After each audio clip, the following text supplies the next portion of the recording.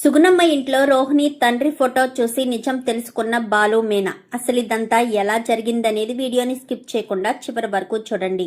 గుండె నిండా గుడిగంటలు upcoming episodes లో ఏం జరగబోతుందో ముందుగా తెలుసుకోవాలి అనుకుంటే వీడియోని లైక్ చేసి ఛానల్ ని సబ్స్క్రైబ్ చేసుకుని పక్కనే ఉన్న బెల్ సింబల్ లో ఆల్ పై క్లిక్ చేయండి. రోహిణి నిజ స్వరూపం ప్రభావతి తెలుసుకోవాలి అని మీరు కూడా కోరుకుంటే కామెంట్ లో ఎస్ అని టైప్ చేయండి. మొత్తం మీద చూసుకున్నట్లయితే రోహిణి చెప్పిన అబద్ధాలు రోహిణికే చుట్టుముడతాయి. ఎందుకంటే తన తండ్రి చనిపోయాడు అని రోహిణి ఎప్పుడైతే అబద్ధం చెప్తుందో అంటే అది నిజమైనా కానీ ఇప్పుడు అందరి దృష్టిలో మలేషియాలో ఉన్న తన తండ్రి చనిపోయాడు కదా.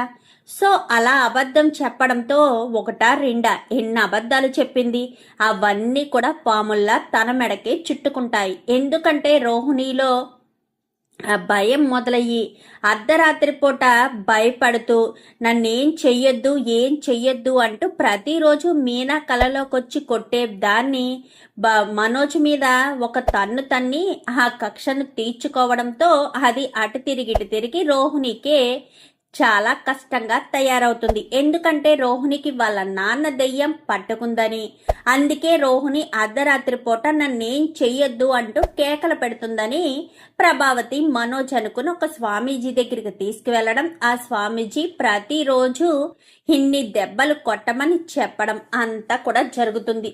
ఇంకా మనోజ్ దొరికిన అవకాశాలు అంటే రోహిణిని కొట్టాలని కాదు, తన ఒంట్లో ఉన్న వాళ్ళ మామ ఆత్మను తరిమి కొట్టాలి అన్న ఉద్దేశంతో రోహిణిని కొడతాడు. కొట్టేసరికి రోహిణి అమ్మోయ్ అనుకుంటూ నిద్ర లేచి ఇంకా భయపడిపోతుంది. ఎందుకంటే ఏదైనా గట్టిగా కొడితే దెబ్బ తగులుతుంది కదా. అందులోనూ వాళ్ళ మామ ఆత్మ రోహిణిలోంచి వెళ్ళిపోవాలి అన్న ఉద్దేశంతో వాళ్ళు చిత్త కొడతారు. ఇటు ప్రభావతి అటు మనోజ్ కూడా. ఇంకా రోహిణి ఎడవడం మొదలు పెడుతుంది. ఇంకా ఇదిలా ఉంటే అరుణ్ కాస్త బాలు మీద కక్షతో ఉన్నాడు కదా. దొరికిన అవకాశాన్ని ఎందుకు వదులుకోవాలని నో ఎంట్రీ బోర్డులో ఎంట్రీ ఇచ్చిన బాలు కార్ని సీజ్ చేసి ఇంకా పోలీస్ స్టేషన్కి తీసుకువెళ్ళిపోతాడు. ఇటు అరుణ్కి అటు బాలుకి మధ్య చిన్నపాటి వారైతే నడుస్తుంది. వీళ్ళిద్దరి మధ్యలో మీనా నలిగిపోతుంది. ఎందుకంటే రూల్స్కేమో వ్యతిరేకంగా ఏమి బాలు వెళ్ళినప్పటికీ తను వెళ్ళింది మంచిదే కాబట్టి ధర్మమే అంటే న్యాయంగానే ఆలోచించాడు. ఎక్కడో వాళ్ళ నాన్న చనిపోయారు, చివరి చూపు అందాలంటే ఆ ట్రైన్ ఎక్కి తీరాలి.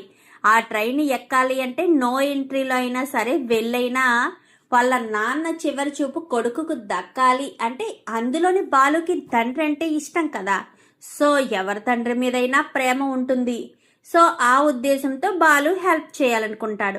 అది అదునుగా తీసుకున్న అరుణ్ కాస్త కార్ని సీజ్ చేయడంతో మీనా తన ఇన్ఫ్లుయెన్స్ ఉపయోగించి బాలు కార్ని మళ్ళీ విడిపించేసరికి మీనాను మెచ్చుకోవడానికి బాలు వస్తాడు. ఏంటి ప్రతి ఒక్కరి మీద ఉన్న కోపాన్ని భార్య మీద చూపిస్తారు. భార్య ఏమన్నా లోకుగా ఉందా మీకు? భార్య మీద కోపం చూపిస్తే తేరగా ఉందనుకుంటున్నారా ఏంటి అంటూ మాట్లాడేసరికి అది కాదు పూలగంప అని మీనానైతే మజ్జిగ చేసుకుంటాడు. అవును పూలగంప, నీకొక విషయం చెప్పాలి. ఈ విషయం చెప్దామనే అనుకున్నాను, ఈలోపు ఇలా జరిగిపోయిందనగాని ఏంటా విషయం? నేను ఈరోజు చింటూని సుగుణమ్మ గారిని చూశాను అనేసరికి ఏంటి ఈ ఊర్లోనా? ఏ హాస్పిటల్ పని మీదే వచ్చుంటారు అని చెప్పి మీనా అనగానే హాస్పిటల్ పని మీద రాలేదు మీనా, వాళ్ళు ఇప్పుడు ఇక్కడే ఉంటున్నారంట అని చెప్పనేసరికి ఏంటి ఇక్కడ ఉంటున్నారా? అదేంటండి ఇక్కడ ఉండడం? సొంత ఇంటిని వదిలేసి ఇక్కడ ఉండడం ఏంటి? వాళ్ళ అమ్మాయే తీసుకొచ్చి ఇక్కడ పెట్టిందంట. ఏంటి వాళ్ళ అమ్మాయి తీసుకొచ్చి ఇక్కడ పెట్టడం ఏంటి మీనా? సారీ, ఎక్కడ పెట్టడం ఏంటండి? అసలు నాకేమీ అర్థం కావట్లేదు. అదే నాకు అర్థం కాలేదు మీనా. వాళ్ళ అమ్మాయి ఎక్కడో జాబ్ చేస్తుంది. వాళ్ళు ఆ పల్లెటూరులోనే ఆ పల్లెటూరు వాతావరణానికే అక్కడే ఉంచొచ్చు కదా. పైగా అక్కడ ఉన్నది సొంత ఇల్లు, ఇక్కడికి వస్తే అద్దిల్లు. పిల్లోడు కూడా అక్కడ చదువుతున్నాడు కదా. మరి ఏ ఉద్దేశంతో వాడిని వాళ్ళ అమ్మని తీసుకొచ్చి ఇక్కడే సిటీలో పెట్టింది? ఎందుకో ఏంటో అర్థం కావట్లేదు. కానీ ఆవిడ నన్ను చూడడంతో తెగ టెన్షన్ పడిపోయింది. ఆ సమయంలోనే ఆవిడకో ఫోన్ వచ్చింది. ఆ ఫోన్ లిఫ్ట్ చేయడానికి కూడా చాలా కంగారు పడిపోయింది అని చెప్పనేసరికి ఆవిడ ఏదో మన దగ్గర నిజం దాస్తుందని నా మనసు కనిపిస్తుందండి. ప్రతిసారి మనం ఎదురుపడ్డ ప్రతిసారి ఆవిడ ముఖంలో నాకు ఆ టెన్షను ఆ భయం కనిపిస్తాయి అని చెప్పాను. కానీ నాకు ఈరోజు అవే కనిపించాయి మేనా. కానీ ఎందుకో ఏంటో నాకు అర్థం కావట్లేదు. మనకేదో నిజం తెలియకూడదని ఆవిడ తాపత్రయపడుతుందని అనిపిస్తుంది. ఇంతకీ ఆ ఫోన్ చేసింది ఎవరంట అని చెప్పాను. కానీ వాళ్ళ అమ్మాయి చేస్తుంది అని చెప్పి తర్వాత మాట్లాడతానులే అని ఫోన్ లిఫ్ట్ చేయడం మానేసింది అని చెప్పనేసరికి ఇదంతా ఏదో మిస్టరీగా ఉంది. ఇంతకీ వాళ్ళు ఎక్కడుంటున్నారు? ఆ చింటుగాడిని చూసి చాలా రోజులైంది. వాడి కోసం ఏదైనా తీసుకుని వెళ్ళి వాళ్ళ ఇంటికి వెళ్దామండి అని చెప్పనేసరికి సరే మళ్ళీ కనిపిస్తారు కదా, కనిపించినప్పుడు ఎక్కడ ఉన్నారో ఏంటో చూస్తాను, కనుక్కుంటాను అని చెప్పి బాలు కాస్త చెప్తాడు. చెప్పడంతో సరే వీలైనంత తొందరగా కనుక్కోండి. ఇంతకీ అబ్బాయి అదే ఆ చింటుగాడు ఏ స్కూల్లో చదువుతున్నాడు, ఇంకే స్కూలు, నాన్న ఏ స్కూల్ అయితే అకౌంటెంట్గా పనిచేస్తున్నాడో ఆ స్కూల్లోనే చదువుతున్నాడు అనేసరికి అవునా, పోనీలే మంచి విషయం, తను ఎక్కడ ఉంటున్నాడో ఏంటో తెలుసుకోవడానికి మంచి అవకాశం దొరుకుతుంది అని చెప్పనేసరికి అవును, మళ్ళీ నాన్నని డ్రాప్ చేయడానికి వెళ్ళినా లేదంటే ఆ రూట్లో వెళ్ళినా వాళ్ళు కనిపిస్తే ఖచ్చితంగా ఇంటి అడ్రస్ అడుగుతాను మేనా అని చెప్పి బాలు అయితే చెప్తాడు. ఖచ్చితంగా అడిగి తీరాలండి, లేకపోతే వాళ్ళని చూడలేం కదా. ఆవిడ ఫోన్ కూడా లిఫ్ట్ చేయట్లేదు, ఉండండి ఒకసారి ఫోన్ చేసి చూస్తాను అని వెంటనే మీనా కాస్త ఫోన్ చేస్తుంది. చేసేసరికి సుగుణమ్మకు మీనాను చూస్తే తన కూతురు అలా ఉండాలి అని ఎన్నోసార్లు అనుకుంటుంది కదా. సో ఆ ఉద్దేశంతో మీనా ఫోన్ చేస్తుంది. ఇప్పుడు ఫోన్ లిఫ్ట్ చేయకపోతే మీనా బాధపడుతుంది. అలాగని ఫోన్ లిఫ్ట్ చేస్తే ఎలాంటి పరిస్థితి వస్తుందో ఏంటో అనుకుంటూనే ఫోన్ ఎత్తాలా వద్దా అని ఫోన్ లిఫ్ట్ చేయడం మానేస్తుంది. ఏంటి మీనా ఫోన్ లిఫ్ట్ చేయలేదా అనగానే లేదండి, ఆవిడ చూసుకోలేదేమో, లేక ఆ చింటుగాడి ఏమన్నా తినిపిస్తున్నారేమో, సరే తర్వాత చూసి చేస్తారు, లేదంటే నువ్వే కొద్దిసేపు అయిన తర్వాత చెయ్యి అని చెప్పి బాలు కాస్త బయటికి వచ్చేస్తాడు. వచ్చేసేసరికి ఏంట్రా ఏమైంది, ఎందుకు అలా ఉన్నావు అనగానే నేనెలా ఉన్నాను నాన్న, నేను బాగానే ఉన్నాను, ఇప్పుడే ఒక పెద్ద ప్రమాదం నుంచి బయటపడ్డాను. ప్రమాదం ఏంట్రా, ఏం జరిగింది, ఏం జరిగిందా అంటూ మొత్తం విషయం చెప్తాడు. ఎందుకురా బాలు నీకు అంత ఆవేశం ఎందుకు చెప్పు, నేనెక్కడ ఆవేశపడ్డాను నాన్న, మొన్న ఆవేశపడ్డదానికే కదా రియాక్షన్ ఎలా ఉంది. ఆ ట్రాఫిక్ వాళ్ళతో ఎందుకు, నీకు ఆ కార్ లేకపోతే క్షణం తోచదు, పైగా మీనా కొనిచ్చిన కారు కదా అది, అదంటే నీకు పంచ ప్రాణాలు, అలాంటి తప్పుడు కొంచెం తగ్గి ఉంటే తప్పేముందిరా. నువ్వు ఎప్పుడూ ఎదుటి వాళ్ళ మీద గొడవలకి వెళ్ళాలని కోరుకోలేదు, నీ కుటుంబాన్ని నువ్వు చూసుకోవాలి అని కోరుకున్నాను, అర్థం చేసుకోరా బాలు అని చెప్పనేసరికి ఇప్పుడు నేను గొడవలకి వెళ్తున్నానా నాన్న, నువ్వు గొడవలకి వెళ్తున్నావా లేదా అని నేను అనట్లేదురా, కేవలం చెప్తున్నాను, జరగబోయే సిచ్యువేషన్ ఏంటో నీకు క్లియర్గా చెప్తున్నాను, ఇక మీదట జాగ్రత్తగా ఉండు. ఆ అరుణ్ ఎవరో చెప్తున్నావు కదా, అతను కనిపించినప్పుడు కొంచెం సైలెంట్గా ఉండు, ఏ గొడవ ఉండదు, వాడు మన వల్ల తగ్గాడు అని వాడు హ్యాపీగా ఫీల్ అవుతాడు, తగ్గడం వల్ల ఇంకా ఏ గొడవలు అవ్వవని మేము కూడా సంతోషంగా ఉంటాము. ఒక్కొక్కసారి మనం తగ్గినా తప్పు లేదు బాలు, ప్రతిసారి రై రైమంటూ జువ్వలా ఎగిరెగిరి పడే పని లేదు. కొంచెం ఒక్కొక్కసారి అణిగి మణిగి ఉన్నా అవి ఎన్నో గొడవలు తీయకుండా ప్రశాంతంగా ఉంటుంది, అది గుర్తుపెట్టుకో. రేపు అతను కక్ష కట్టి నీకు జరగరాంది ఏదైనా జరిగితే మేమంతా బాధపడమా, ముఖ్యంగా మీనా బాధపడదా? మీనా ఇప్పుడిప్పుడే ప్రశాంతంగా ఉంటుంది, తను కొత్త లైఫ్ని స్టార్ట్ చేసింది, ఆ బిజినెస్లు ఏయో అంటుంది కదా, వాటికి సహాయం చేస్తూ మీనాకి తోడుగా ఉండు అని చెప్పనేసరికి చేస్తున్నాను నాన్న అని చెప్పాను. కానీ డెకరేషన్ సమయంలో కూడా పాపం తనొక్కతే వెళ్తుంది, నువ్వు కూడా హెల్ప్ చెయ్యి. ఎందుకు మీనాకి హెల్ప్ చేయమంటున్నానంటే మీనా ఆ పూల పని ఒక్కటే చేసుకోదు కదరా, ఇంటి పని చూసుకోవాలి, అన్నీ కూడా చూసుకోవాలి, పైగా పూల డెకరేషన్లు కూడా ఇవ్వాలి. ఇన్ని చేసిన మీనాకు మనం కొంచెం కాకపోతే కొంచెమైనా హెల్ప్ చేయాలి. నేను చేస్తానంటే మీనా ఒప్పుకోదు. అందుకే మిగిలిన వాళ్ళు ఎవరూ చేయరు, నువ్వు మాత్రమే చెయ్యాలి. మీనా మెడలో తాళి కట్టిన భర్తగా నువ్వు మాత్రమే ఆ బాధ్యత తీసుకోవాలి అని చెప్పనేసరికి సరే అని ఇంకా బాలు అప్పటి నుంచి ఏమన్నా ట్రిప్స్ వస్తున్నా ట్రిప్స్ చూసుకోవడమో లేక ఏదో ఒకటి చేసి మీనాకు ప్రతి క్షణం సపోర్ట్గా ఉంటాడు. ఇది ఇలా ఉండగా ఇంకా రోహిణి కాళ్ళు నొప్పులంటూ వాళ్ళ అమ్మ వాళ్ళ ఇంటికి వస్తుంది. ఏమైందమ్మా రోహిణి అని చెప్పాను కానీ ఏం చేయమంటావు, నేను తీసుకున్న గోతిలో నేనే పడ్డట్టుగా మా నాన్న చనిపోయాడు అని చెప్పాను కదా. నాకు ప్రతిరోజు రాత్రులు మీనా కలలోకి వస్తుంది నన్ను కొట్టినట్టుగా. నన్ను కొట్టద్దు అని నేను కలలో కేకలు వేస్తుంటే అది నిజంగానే నాకేదో దెయ్యం పట్టుకుందని చెప్పి మనోజ్ వాళ్ళు అత్తయ్య వాళ్ళు తీసుకెళ్ళి నన్ను ఒక భూత వైద్యుడికి స్వామీజీకి చూపించారు. ఆ స్వామీజీ నన్ను రోజు కర్రతో కొట్టమని చెప్పాడంట. అందుకు వీళ్ళు చిత్త కొడుతున్నారు అనేసరికి విద్య కాస్త నవ్వుతుంది. ఏంటే నవ్వుతున్నావా అనగానే, మరి కాదా, నువ్వు తీసుకున్న గోతులో నువ్వే పడడం అంటే ఇదే కదా. అదే కదే నేను చెప్పాను, నేను తీసుకున్న గోతులో నేనే పడ్డానని. ఇప్పుడు చూడు ఎన్ని సమస్యలు వస్తున్నాయో అని చెప్పనేసరికి అదేంటే మరి అలా ఎలా కొడుతున్నారు, కాళ్ళు నొప్పులు వస్తున్నాయి ఒళ్ళు నొప్పులు వస్తున్నాయని చెప్పడం లేదా? చెప్తుంటే నేను చెప్తున్నానని అనుకోవట్లేదు, నా ఇంట్లో ఉన్న మా నాన్న ఆత్మ చెప్తుందని ప్రతిరోజు కొట్టాలని ఇద్దరు కొడుతున్నారు. కాళ్ళు చూడు ఎలా వాచిపోయాయో అని చెప్పనేసరికి అయ్యో అనుకుంటూ ఇంకా తన తల్లి తన ఒళ్ళో కాలు పెట్టి ఇంకా జెండు బామ్ రాస్తూ ఇంకా బాలుకి చెప్పాలా వద్దా, బాలు గురించి చెప్పాలా వద్దా అనుకుంటూ ఉంటుంది. సర్లే, ఇప్పటికే రోహిణికి చాలా ప్రాబ్లమ్స్ ఉన్నాయి, బాలుకి మేము ఇక్కడ ఉంటున్నామన్న విషయం తెలియదు కదా, ఇంకా చెప్పడం ఎందుకులే అని చెప్పి ఇంకా సైలెంట్గా ఊరుకుంటుంది. ఊరుకునేసరికి మరుసటి రోజు ఉదయాన్నే రోహిణికి ఇలా ఉంది కదా, సో ప్రతిరోజు సుగుణమ్మే చింటూని స్కూల్కి తీసుకువెళ్తుంది.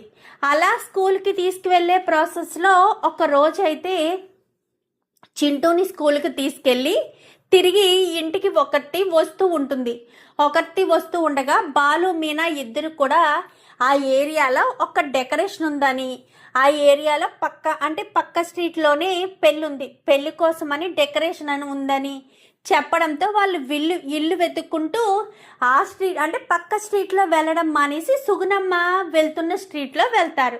సుగుణం ముందు నడుస్తూ ఉంటుంది, వెనకాల బాలు వాళ్ళు కార్లో అందరిని అడిగి వాళ్ళ పేరు చెప్పి అడుగుతూ వెళ్తూ ఉండేసరికి కరెక్ట్గా సుగుణమ్మ గేట్ తీసుకుని వాళ్ళ ఇంట్లోకి ఎంట్రీ ఇస్తున్న సమయంలో మీనా చూస్తుంది. ఏమండి సుగుణమ్మ గారు అని చెప్పనేసరికి అప్పుడే అందరూ ఇంట్లోకి ఎంట్రీ ఇస్తుంది కదా. అవును, అదే వాళ్ళ ఇల్లు అనుకుంటా అని చెప్పాను. కానీ అయితే మీకు వెళ్ళి కనుక్కునే శ్రమ లేకుండా మనం వాళ్ళ వీధిలోనే వెతుకుతున్నామన్నమాట. ముందు మనం వెళ్ళి ఆ ఇల్లు పోలో షాప్ అదే ఎవరికైతే డెకరేషన్ చేయాలో అక్కడ మాట్లాడి అప్పుడు వీళ్ళ ఇంటికి వచ్చి మాట్లాడదాము అని చెప్పాను. కానీ సరే అని ఇద్దరు కూడా ఇల్లు వెతుక్కుని పక్క స్ట్రీట్ అనగానే పక్క స్ట్రీట్కి వెళ్ళి వెతుక్కుని వాళ్ళతో మాట్లాడి ఇంత అవుతుంది అని డెకరేషన్ ఫైనల్ చేసుకుని అడ్వాన్స్ కూడా తీసుకుంటారు. నా డెకరేషన్స్ బాగుంటున్నాయండి అని చెప్పాను అని మీనా అనేసరికి, నువ్వు డెకరేషన్ చేస్తే బాగోకుండా ఎందుకుంటాయి మీనా, నువ్వు నిజంగా చాలా చక్కగా డెకరేషన్ చేస్తావు, నీలో ఎంత టాలెంట్ ఉందని నాకు తెలీదు, ఇంట్లో వంటలు చేసుకుంటూ ఉండేదానివే కదా అని అనుకున్నాను, కానీ నువ్వింత గొప్పదానివి అవుతావని అస్సలు అనుకోలేదు.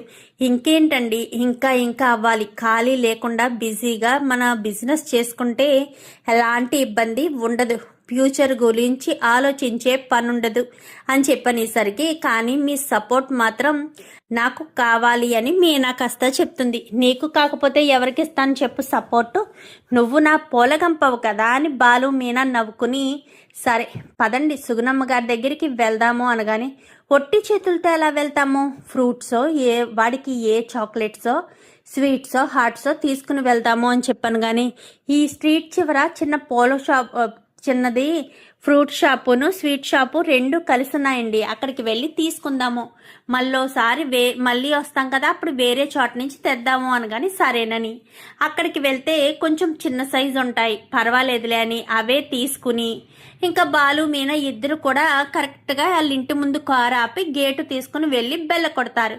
బెల్ల కొట్టడంతో రోహిణియే వచ్చింటుంది.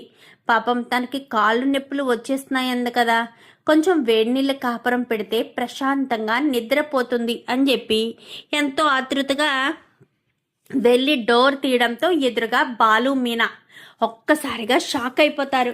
ఎందుకంటే బాలు మీనా వస్తారని అస్సలు ఎక్స్పెక్ట్ చేయదు. అలాంటిది బాలు మీనా రావడంతో షాక్ అయిపోతుంది. సరేనని రండి అని చెప్పి అనగానే లోపలికి వస్తూ కంగారు పడుతూనే సోఫాలో కూర్చోమంటుంది. మొన్న రోహిణి వాళ్ళ నాన్న ఫోటో ఫ్రేమ్ చేయించారు కదా, అప్పుడే 2 ఫోటో ఫ్రేమ్స్ చేయిస్తారు. ఒకటేమో రోహిణి తీసుకువెళ్ళిపోయింది, మరొకటేమో హాల్లో పెట్టి ఫోటోకి దండ వేసి బొట్టు పెట్టి ప్రతిరోజు దీపం వెలిగించుకుంటుంది. ఇన్ని రోజులు చేసింది ఇప్పుడు కొత్త ఫోటో ఫ్రేమ్తో మళ్ళీ చేస్తూ ఉంటుంది. అది వీళ్ళు కూర్చున్న సోఫా వెనకాలైతే ఉంటుంది. వీళ్ళైతే చూసుకోకుండానే వచ్చి కూర్చుంటారు. బాగున్నారా సుగుణమ్మ గారు? చింటూ ఎలా ఉన్నాడు? చింటూ స్కూల్కి వెళ్ళాడా అని చెప్పాను. కానీ బాగున్నాను మీనా. అవును, మీరు ఇక్కడికి ఎందుకు వచ్చారో నాకు అర్థం కాలేదు. మీ అమ్మాయి ఎక్కడో ఉంటుంది, మీరు సిటీలో ఉంటే కష్టం బ్రతకడం, అదే ఆ పల్లెటూరులో ఉంటే సొంత ఇల్లుంది, ఏదో చిన్న చితక ఏయో కూరగాయలు కొనుక్కుంటే సరిపోతుంది. ఇక్కడ అలా కాదు కదా, రెంటు అవి ఇవి అంటూ చాలా ఉంటాయమ్మా. మీరు ఈ ప్రాబ్లమ్స్ అన్నింటినీ ఫేస్ చేయలేరు. అయినా మీ అమ్మాయి మీ గురించి ఆలోచించి ఇక్కడికి పెట్టడం ఏంటి అంటే చింటూ చదువు గురించి ఆలోచించిందనేసరికి ఓ మీనా, చింటూ చదువు గురించి అంట. అది నిజమే కదా, ఆ పల్లెటూరులో అంత బాగా చదువు చెప్పరు. ఇప్పటికి వీళ్ళు ఏమన్నా సెటిల్ అయ్యి ఉండొచ్చు, అందుకే ప్రైవేట్ స్కూల్లో జాయిన్ చేద్దాము అని చెప్పి తను అనుకుని ఉండొచ్చు అని చెప్పి మాట్లాడుతూ ఉండగానే ఉండండి ఇప్పుడే వెళ్ళి కాఫీ తీసుకొస్తానంటూ ఇంకా చుట్టూ చూస్తుంది. చుట్టూ చూసి మీనా చూసి ఇలా వెనక్కి తిరిగేసరికి వెనకాల ఫోటోకి దండ వేసి ఉంటుంది. ఒక్కసారిగా చూసి షాక్ అయిపోతుంది. ఏమండి ఒక్కసారి చూడండి, ఆ ఫోటోలో వ్యక్తి అనేసరికి ఇంకా బాలు ఆల్రెడీ చూశాడు కదా, ఇంకా మీనా కూడా చూసింది. ఆ ఫోటోని చూసేసరికి సేమ్ డిటు సేమ్ ఉంటాయి. ఎందుకంటే 2 ఒకసారి తీసినవి కదా, 2 ఒకటే డ్రెస్సెస్ ఉండేసరికి ఇద్దరు ఫోటో వంక చూసుకుంటూ ఉంటారు. ఈలోపు సుగుణమ్మ కాఫీ తెచ్చి బాలు మీనా అని చెప్పి అనగానే వాళ్ళు కాస్త ఇలా వెనక్కి తిరిగేసరికి సుగుణమ్మ ఫోటోని చూసి బాలు వాళ్ళు చూసేశారని చెప్పి షాక్ అయిపోతుంది. ఎందుకంటే రోహిణి ఆల్రెడీ చెప్పింది కదా తన తండ్రి ఫోటోను తీసుకెళ్ళి వాళ్ళ ఇంట్లో పెడతాను అని. సో అందుకని తెగ కంగారు పడిపోతూ ఉంటారు. ఏంటి అంతలా కంగారు పడిపోతున్నారు? చేతులు కూడా బాగా షివరింగ్ వస్తుంది అని చెప్పాను. కానీ అవునండి నిజమే, బాగా షివరింగ్ వస్తుంది. ఎందుకంటే తప్పు చేశారు కదా, మరి చేసిన తప్పుకి శిక్ష పడుతుంది కదా. చెప్పండి, సైలెంట్గా ఉంటారేంటి? రోహిణి వాళ్ళ నాన్న ఫోటో ఇక్కడ ఎందుకుంది? అంటే మీ దుబాయ్లో ఉన్న కూతురు రోహిణియేనా? అంటే మీ ఆయన గారు ఈ మధ్యనే చనిపోయారా? మీది మలేషియా కుటుంబమా? ఏంటిది సుగుణమ్మ గారు, వరుస పెట్టి అన్నీ అబద్ధాలే అనుకుంటా. చెప్తారా నిజమేంటో, లేక మా అత్తను తీసుకొచ్చి ఈ ఫోటోని చూపించమంటారా? ఆల్రెడీ రోహిణి మీకు చెప్పే ఉంటుందే మా అత్త ట్రీట్మెంట్ ఎలా ఉందో. మళ్ళీ మరొకసారి దెబ్బలు తగలాలి అంటే మీరు జరిగిన విషయం ఏంటో పూర్తిగా చెప్పాల్సిందే. ఏ మాత్రం తేడా వచ్చినా నేను మా అత్తను తీసుకొచ్చి ఇక్కడ ఫోటో చూపించాల్సిన పరిస్థితి వస్తుంది అనగానే బాలు మీనా, మీరు అలా మాట్లాడకండి, మీరు చాలా మంచివాళ్ళు. కానీ మీకు జరిగిందేదో చెప్పమని ఎన్నోసార్లు నా కూతురికి చెప్పాను. తన ప్రాబ్లం ఏంటో చెప్పమని ఎన్నోసార్లు తనకు చెప్పమని చెప్పినా తను మీ దగ్గర చెప్పలేదు. ఎందుకంటే నువ్వు ఆ ఇంట్లో ఎవరు ఏ తప్పు చేసినా బయటకు తీసేవాడివి నువ్వేనంట కదా. అలాంటిది దొంగ చేతికి తాళాలు ఇవ్వనా? నేను చేసిన తప్పుని బాలు దగ్గర చెప్పి బాలు బయట పెట్టేలా చెయ్యనా అంటూ నా కూతురు మాట్లాడింది. ఏం మాట్లాడుతున్నారమ్మా? ఒక ఆడపిల్ల సమస్య ఈ రకంగా సొల్యూషన్ అవుతుందో చూస్తాం తప్ప బయట పెడతామా?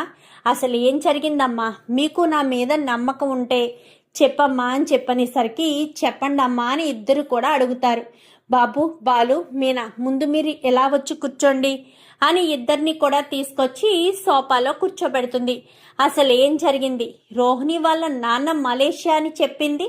మరి వాళ్ళ నాన్న ఫోటో మీ ఇంట్లో ఉంది. రోహిణిది నిజంగా మలేషియానేనా? అయినా వాళ్ళమ్మ చనిపోయిందని కూడా చెప్పింది కదండి అనేసరికి అవును మీనా, అది నిజమే కదా. చెప్తాను బాబు, అంతా విడమర్చి చెప్తాను. నేను ఇంతకు ముందు చింటూ పుట్టినరోజుకి వచ్చినప్పుడు నా కూతురు పెళ్లి గురించి చెప్పానే. నా కూతురు పెళ్లి గురించి అదే దాని జీవితంలో జరిగిన అతిపెద్ద ఘట్టం. తను చిన్న వయసులో ఉండగానే పూర్తి చదువు కాకముందే వాళ్ళ నాన్న చేసి అప్పులు చేసి చనిపోతే అప్పులు తీర్చడం కోసం నా కూతురు తన జీవితాన్ని త్యాగం చేసింది. అప్పుడు దాన్ని నేను బలవంతంగానే ఒప్పించి పెళ్లి చేశాను. పెళ్ళైన సంవత్సరానికే భర్త యాక్సిడెంట్లో చనిపోవడంతో ఇంకా తనకి ఒంటరి బ్రతుకు అయిపోయింది. ఆ సమయంలోనే విద్య వచ్చి దాన్ని తీసుకుని రాజమండ్రి వచ్చి బ్యూటీ పార్లర్కి ఏదో చెప్తున్నారు కదా, ఆ కోర్స్ ఏదో నేర్పించి తను జాబ్ చేసుకుంటూ తన లైఫ్ను లీడ్ చేస్తూ ఉంది. ఆ సమయంలో మనోజ్ తన జీవితంలోకి వచ్చాడు. అలా వచ్చిన మనోజు లైఫ్ లాంగ్ తనతోనే ఉండాలి అంటే తను మనోజ్ని పెళ్లి చేసుకోవాలి. అలా పెళ్లి చేసుకోవాలి అంటే మీ అమ్మగారికి కొంచెం డబ్బు పిచ్చి ఎక్కువంట కదా. కోటీశ్వరాలైన కోడల్ని ఇంటికి తెచ్చుకోవాలని మీ అమ్మ ఆశపడేదంట కదా. సో అందుకని ఇదంతా తెలుసుకున్న రోహిణి అబద్ధాలు చెప్పడం మొదలుపెట్టింది. వాళ్ళ నాన్న మలేషియాలో ఉంటాడని, లేని నాన్నను బ్రతికించి ఉన్న అమ్మను ప్రాణాలు తీసేసింది రోహిణి. ఇన్ని రోజులు మేనేజ్ చేసుకుంటూ వచ్చింది. నువ్వు మొన్న ఎప్పుడైతే మలేషియా ట్రిప్పు అని చెప్పావో అప్పుడే ఇంకా రోహిణికి ఏం చేయాలో తెలియక తన తండ్రి చనిపోయాడంటూ మళ్ళీ కొత్త సీన్ని క్రియేట్ చేసింది. ఇప్పుడేమో పాపం తన తండ్రి చనిపోయి తన ఒంట్లోకే వచ్చాడని ఆ ప్రభావతి గారు, ఆ మనోజు ప్రతిరోజు రోహిణిని కొడుతున్నారు పాపం. దాని బాధ ఎవరికి చెప్పుకోవాలి అంటూ మొత్తం విషయం చెప్పేసరికి ఓహో, అంటే మలేషియాలో బిజినెస్లో అనగానే అసలు మలేషియానే నా కూతురికి తెలియదు బాబు. తను ఎప్పుడూ ఎక్కడికి వెళ్ళింది లేదు, తనకు అసలు ఏమీ తెలీదు అంటూ సుగుణమ్మ చెప్పడంతో చాలే అమ్మ, మీ కూతురికి ఏమీ తెలియకుండానే ఉన్న తల్లినేమో చంపేసి లేని తండ్రిని ఉన్నారని చెప్పి ఎన్ని అబద్ధాలు ఎన్ని మోసాలు చెప్పింది. మరి ఆ మలేషియా మామయ్య అని చెప్పింది అతనొక మటన్ షాప్ అతనంట. అప్పుడప్పుడు మామయ్య అంటూ పిలుచుకుని రావడం అలవాటయ్యింది అని చెప్పనేసరికి చూసావా మీనా ఎన్ని అబద్ధాలాడిందో. మనకు కూడా అనుమానం రాలేదు. అనుమానం రాకుండా ఎందుకుంటుందండి? మనం సరిగ్గా నిఘా పెట్టలేదు. మనం సరిగ్గా నిఘా పెట్టుంటే ఖచ్చితంగా రోహిణి దొరికిపోయి ఉండేది అని చెప్పి మీనా బాలు మాట్లాడుకుంటారు. ఇంకా చేతులు జోడించి సుగుణం అయితే నన్ను క్షమించండి, నా కూతురుని కూడా క్షమించండి, దయచేసి నా కూతురు కాపురం చెడిపోయే పరిస్థితి తీసుకురావద్దు. మిమ్మల్ని నమ్మాను కాబట్టి మీకు ఈ నిజం చెప్పాను, దయచేసి అర్థం చేసుకోండి అని చెప్పి సుగుణమ్మ వాళ్ళిద్దరికీ నమస్కారం చేస్తుంది. ఇంకా వాళ్ళిద్దరూ ఆలోచనలో పడతారు. మరి ఇప్పుడు రోహిణి గురించి మీనా బాలుకి నిజం తెలిసింది కదా. మరి మీనా బాలు ఇద్దరు కలిసి రోహిణి నిజ స్వరూపాన్ని బయట పెడతారా? ప్రభావతికి తెలిసేటట్టు చేస్తారా? మరి రోహిణి గురించి తెలుసుకున్న ప్రభావతి మరి రోహిణిని ఇంట్లో ఉండనిస్తుందా, లేక మెడపట్టి బయటకు గెంటేస్తుందా? చూద్దామా రాబోయే ఎపిసోడ్స్లో ఏం జరుగుతుందో. వీడియో నచ్చితే లైక్ చేసి ఛానల్ని సబ్స్క్రైబ్ చేసుకుని పక్కనే ఉన్న బెల్ సింబల్లో ఆల్ పై క్లిక్ చేయండి. ఇలా చేయడం వల్ల మేము పెట్టే ప్రతి వీడియో నోటిఫికేషన్ రూపంలో ముందుగా చూడగలుగుతారు. Thank you for watching.